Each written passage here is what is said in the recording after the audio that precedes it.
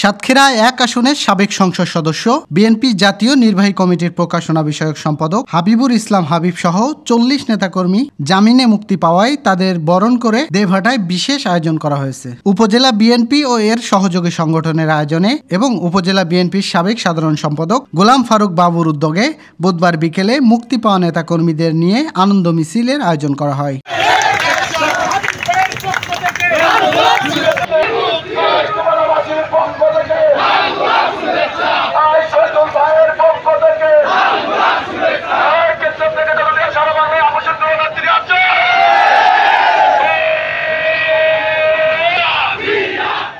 মিছিলটি বিভিন্ন রাস্তা প্রদক্ষিণ করে শেষে আলোচনা সভার মাধ্যমে শেষ হয়। এ সময় নেতাকর্মীরা একে অপরকে মিষ্টিমুখ করান।